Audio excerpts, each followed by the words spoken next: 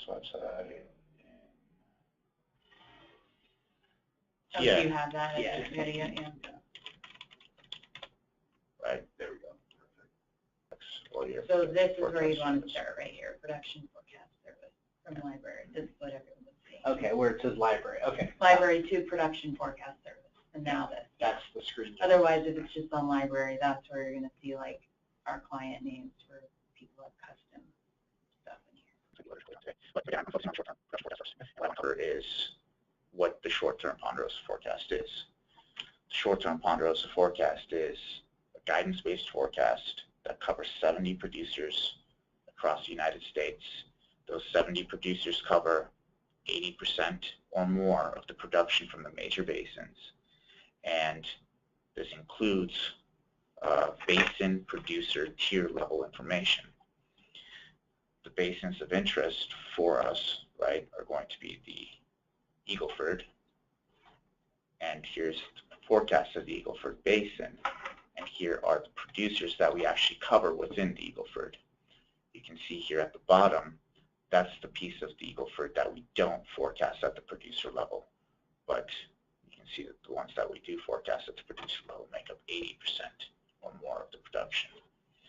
And then we can also do the same thing for the Permian Basin, which again, here are the producers that we cover, and the producers that we cover make up more than 80% of the production, with the rest only making up the remainder. We can also stack these on top of each other to say, what is the production in the Eagle Ford looking like in relation to production from the Permian? While production in the Eagle Ford is declining, production in the Permian is actually increasing. We can also look at it not just in the oil side, but we can look at it from gross gas production point of view. Or we can actually look at dry gas to look at volumes that are actually marketed, dry gas production volumes. Instead of looking at it at the level of a basin, we can also go and look at a particular producer, for example, Pioneer, which has both volumes in the Eagle Ford and the Permian. Their focus is obviously the Permian Basin. They're going to be declining volumes in the Eagle Ford as they continue to focus and grow in the Permian Basin. Additionally, if we want to look at another producer like EOG, you can see EOG's production across all different basins that they're active in. And these again include the Eagle Ford and the Permian. So if we are to focus on the Eagle Ford, any selection that we make, you can right-click and export to get a CSV file with information. I'm going to open that real quick.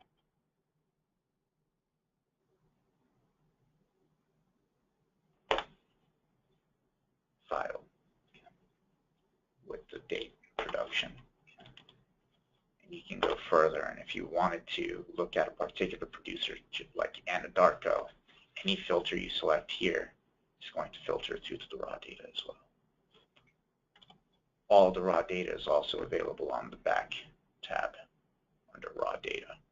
I'm going to put your mouse over by the tier too, just that. This. Yeah, it's filtered by tier level. Mm-hmm. Yeah, so you can see description of tier level. Yeah. Now, if you want, I'll move over to the producer level breakdowns, yeah. Right? Yeah, I think so. So you can select any particular producer. In this case, we'll start with Pioneer. The well cost lines, they'll see that. You can select any basin that they're active in and any tier of their production.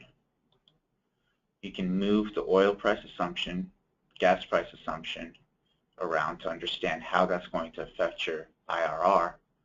You can also move your minimum acceptable rate of return around to understand, given the price of the other commodity, what the break-even price of gas or oil needs to be to get you that minimum acceptable rate of return. You also have your well costs as given by the most recent investor presentation. You can move that well cost around, down 10, up 10%, anywhere between minus 30 30% above to understand how that's going to affect any of the pieces of the economics. You can tell for Pioneer in Tier 1, given a $3 gas price, an oil price of just south of $24 is enough to get you a 20% minimum acceptable rate of return. When you move to a Tier 2, sort of well, you need a near $40 oil break-even price to get a 20% rate of return. You can look at another producer that's at the same basin. So Pioneer's Tier 2 is very similar to the economics that EP Energy has in their Tier 1 acreage in the Permian. They need south of $40 to get a 20% minimum acceptable rate of return at a $3 gas price. Their Tier 2 stuff is out of the money and means that they don't have as much running room as Pioneer does in the same area. Another producer like Cimarex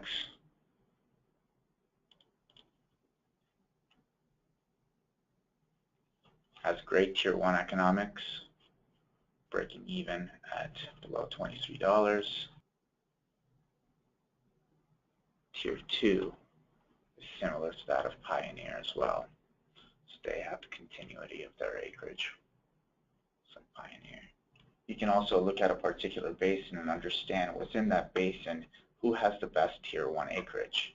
This allows you to understand who the top producers in the area are.